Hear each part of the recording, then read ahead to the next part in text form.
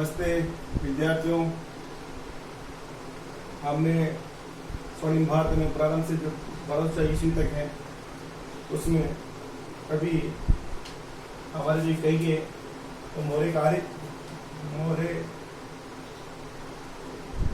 ही चल रही है।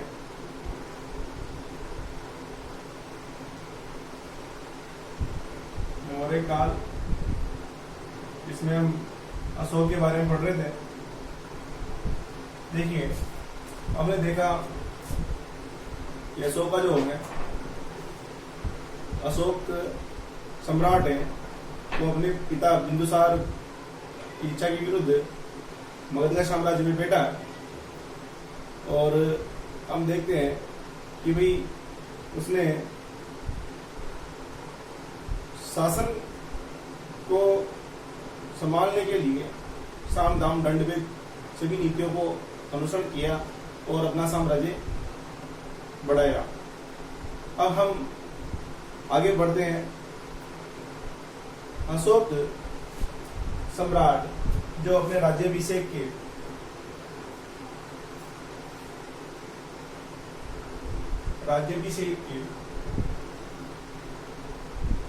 आठवें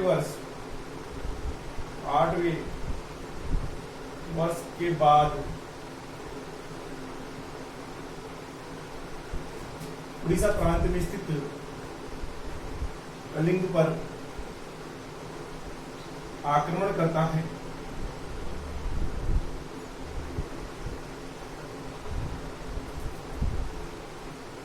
जब ये कलिंग पर आक्रमण करता है उस समय ये 261 ईसा पूर्व की बात है।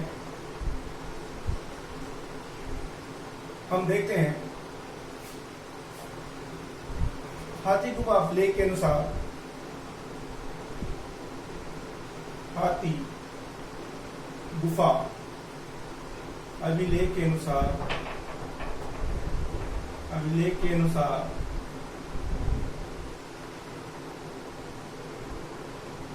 कलिंग का राजा नंदराज।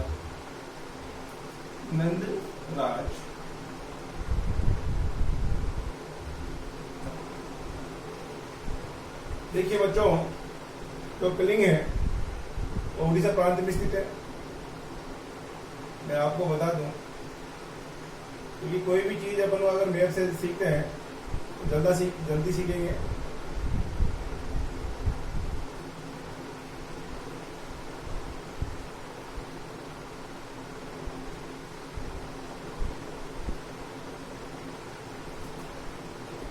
ये जो है एक ये तक्षशिला,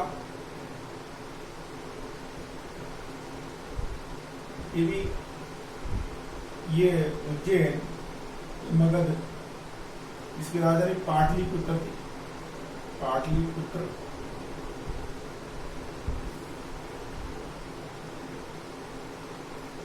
यहाँ से बंद हो जाता है। चोर चेर पांडे हैं से इधर सुवर्णगिरी, यहाँ इसका जो है सुवर्णगिरी,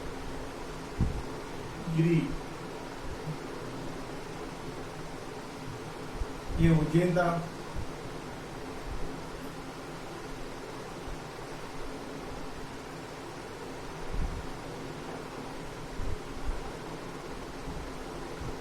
यानी कि अशोक के पास उस समय 4 प्रांत थे और 5वां प्रांत उसका ये था वो कलिंग। इसकी राजधानी तोसाली बनाई थी उसने, तोसाली या दोली। तो ये उड़ीसा प्रांत में स्थित था। उड़ीसा प्रांत देखिए बच्चों जब 261 ईसा पूर्व में अशोक के द्वारा कलिंग पर आक्रमण किया जाता है तो यहाँ पर इसकी राजधानी वो कलिंग बनाता है। अब देखिए यहाँ पर 1 लाख लोग मारे जाते हैं इस युद्ध में। 1 लाख लोग मारे जाते हैं, जब वो देखता है कि 1 लाख लोग मर गए हैं तो उसका मन विचलित हो जाता है और वह उसी समय उस नरसंहार को देखकर उसी समय शस्त्र त्याग की घोषणा कर देता है। अशोक के द्वारा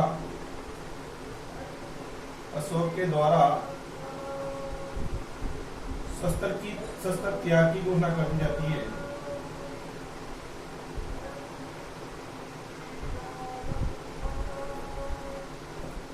तो ये जो है उसके साम्राज्य का 5वां प्रांत होता है। इसकी राजधानी तोसली या धोली, राजधानी कलिंग की राजधानी तोसाली या धोली मगध साम्राज्य के अंतर्गत बनाता है।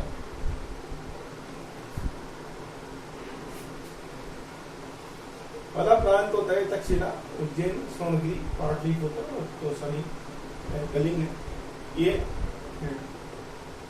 तो वो राज्याभिषेक के 8वें वर्ष बाद कलिंग पर आक्रमण करना है 261 ईसा पूर्व में, और उसकी राजधानी तोसाली या धोली बनाता है।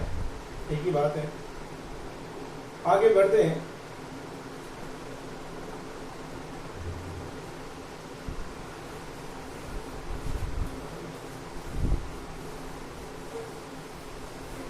सरमण, तो सरमण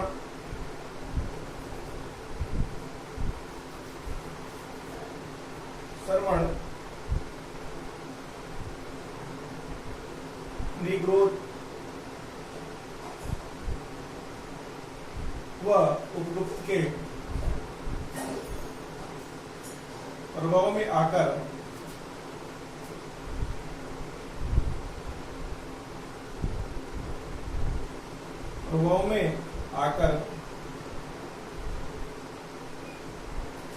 सुसरमण है, यानी कि जो बौद्ध धर्म के हैं, निग्रोध और गुप्त के प्रभाव में आकर अशोक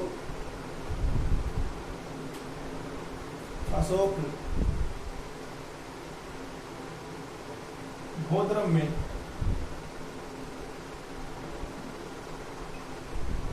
दीक्षित हो जाता है, यानी कि बौद्ध धर्म स्वीकार कर लेता है, हो जाता है।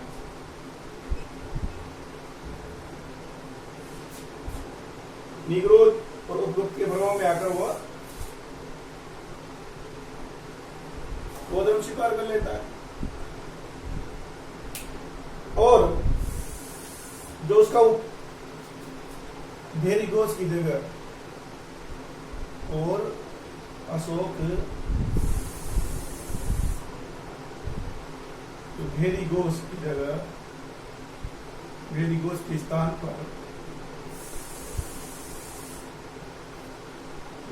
पर धम्मघोष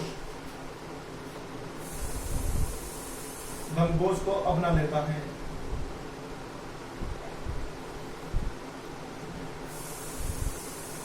धम्मघोष को अपना लेता है, यानी कि अशोक जो हिंसावादी जो नीति थी उसको त्याग देता है। वो उसकी जगह कि अब दम का प्रचार होगा, दम की विजय होगी, यानी कि अब युद्ध नहीं किया जाएगा, तो उसको भेरी घोष के स्थान पर वह धम्मघोष को अपना लेता है। जो भेरी घोष है, भेरी घोष का मतलब होता है युद्ध करना, एक मार काट करना। तो धम्मघोष का मतलब होता है कि अब धर्म की विजय होगी, अहिंसा का त्याग होगा, अहिंसावादी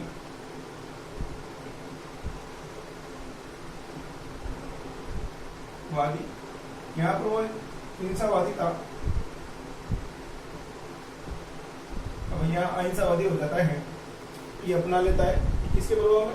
सरमण, निग्रोध और उपगुप्त के प्रभाव में। कलन की राजतरणी के अनुसार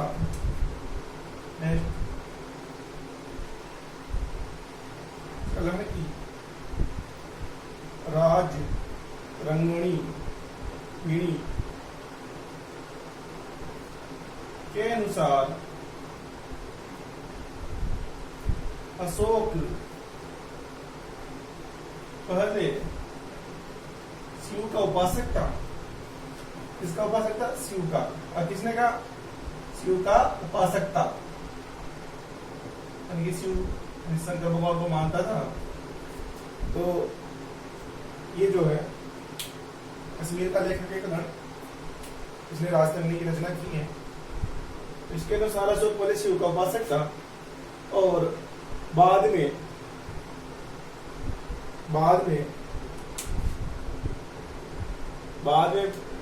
ये गुरु मौलिक उत्तर दिक्ष के प्रभाव में आकर बौद्ध रहता है उपासक था। बाद में गुरु मोगली पुत्र दिक्ष के प्रभाव में आकर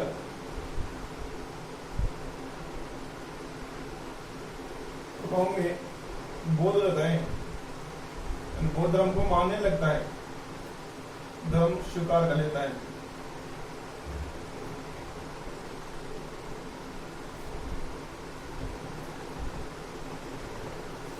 तो बच्चों, श्रवण निग्रोध और ग्रुप के प्रभाव में अगर बौद्ध धर्म विकसित होता है और अशोक वेरिगोस के स्थान पर धर्म को अपना लेता है। कर्ण की राजतरणी के अनुसार अशोक पहले शिव का उपासक था, बाद में गुरु मौलिक उत्तर दिक्ष के प्रभाव में आकर ये बौद्ध धर्म स्वीकार कर लेता है। और अशोक बाराबार की पहाड़ियां जो उड़ीसा में स्थित है, बाराबार की पहाड़ियां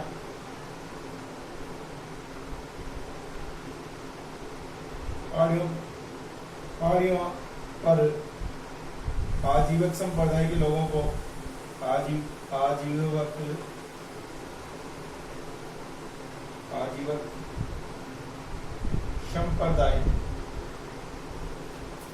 संप्रदाय के लोगों के लिए 4 गुहाओं का निर्माण करता है। लोगों के लिए 4 गुहाओं का निर्माण करता है।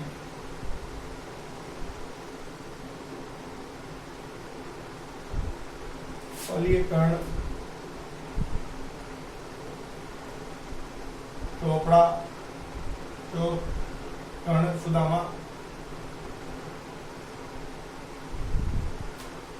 सुदामा चापार और विशु झोपड़ी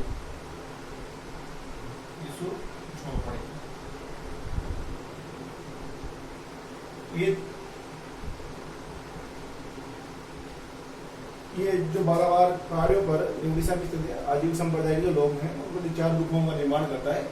और ये है सुदामा है, कर्ण है, सुदामा है, चापार है, विशु झोपड़ी, ये जो है ये है। यहाँ तक आप स्क्रीनशॉट ले लीजिए, आगे देखते हैं।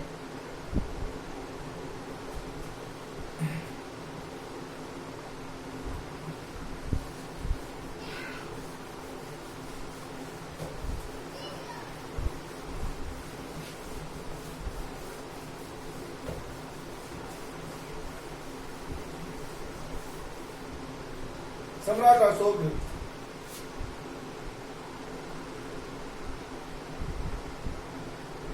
अशोक अपने सम्राट अशोक 10वें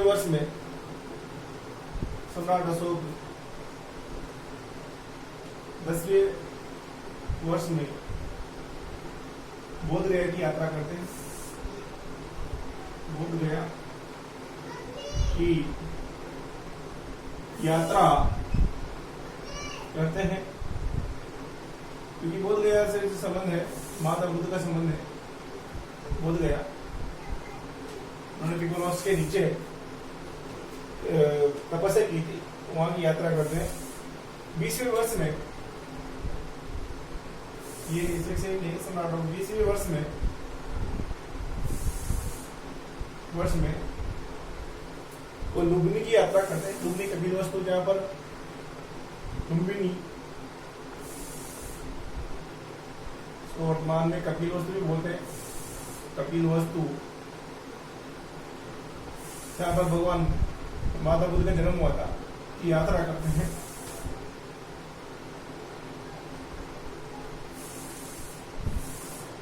और यात्रा करते हैं तो वहां जब वो यात्रा करते हैं तो वहां से ज्ञात होता है कि रोमन अभिलेख से ज्ञात होता है, वहां पर एक अभिलेख मिला, रोमन देही अभिलेख,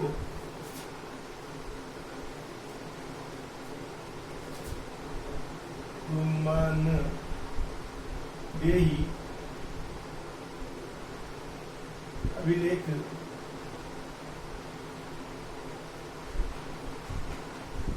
से ज्ञात होता है कि सम्राट अशोक ने वहां की जो कर की दर है, कर की दर ज्ञात होता है, अशोक सम्राट ज्ञात होता है कि वहां की प्रजा के वहां की कर की दर 1/6 से घटाकर 1/6 से घटाकर 1/8 कर दी जाती है, कर दी जाती है। तो सम्राट अशोक 20 वर्ष में लुम्बिनी की यात्रा करते हैं और रोमन अभिलेख से ज्ञात होता है कि वहां की जो कर की दर है वो 1/6 से घटाकर भूमि की कर की दर वह 1/6 से घटाकर 1/8 कर दी जाती है। अशोक के शिलालेखों में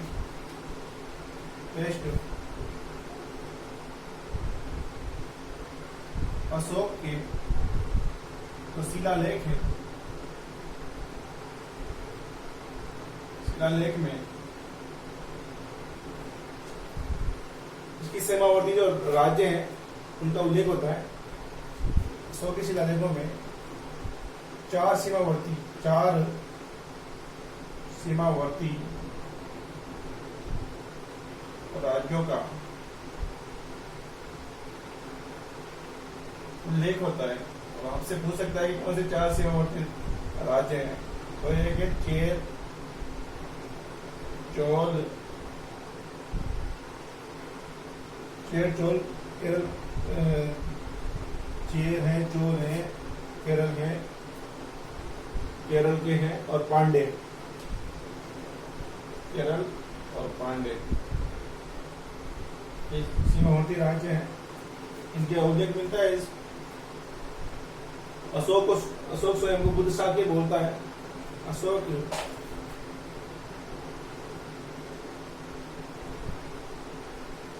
स्वयं को बुद्ध शाक्य यानी खुद कहता है जो भी है, स्वयं को बुद्ध शाक्य कहता है।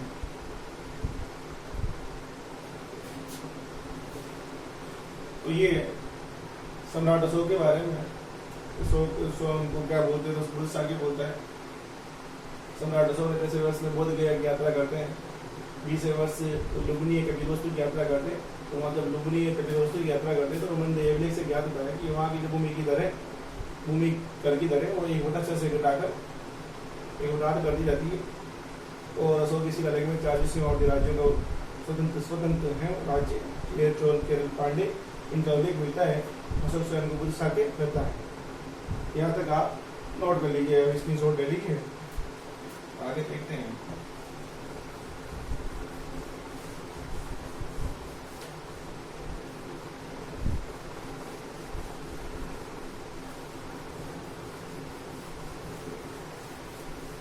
अब दम क्या,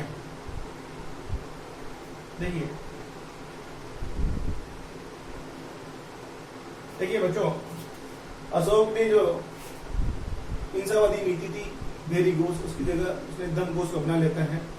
और अशोक ने मनुष्य की नैतिक उन्नति के लिए हेतु जिन आदर्शों का पालन करने के लिए प्रतिपादन किया है उसने धन कहा गया है। अशोक ने, देखिए इसको सीधी सी भाषा में कहा है कि अशोक ने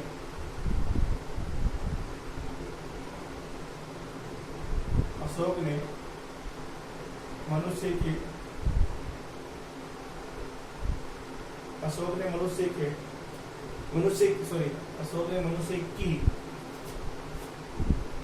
नैतिक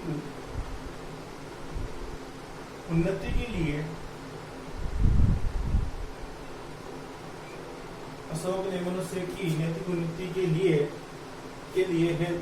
के लिए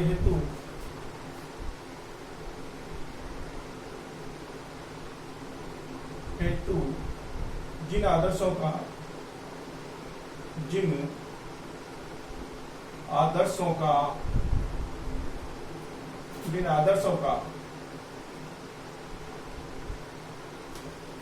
अशोक ने मनुष्य की नैतिक उन्नति के लिए जिन आदर्शों का पालन का प्रतिपादन किया है, जिन आदर्शों का पालन का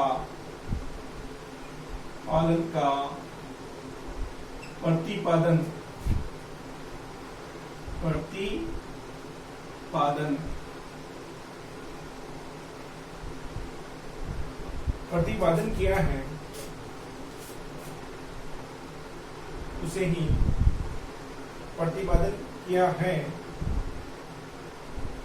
उसे ही धम्म कहते हैं।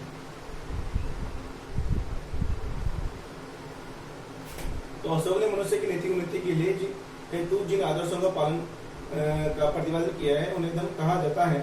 धम्म की परिभाषा और दूसरे 7 अभिलेख में दी जाती है। धम्म की जो परिभाषा है,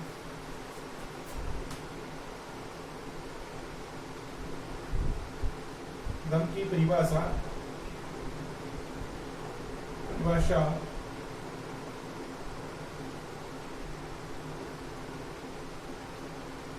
दूसरे व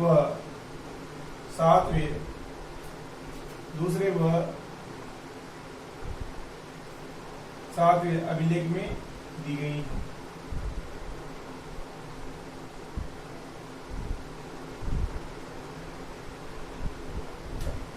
जो धम्म की परिभाषा है इसमें दी गई है, दूसरे और 7वें अभिलेख में दी गई है।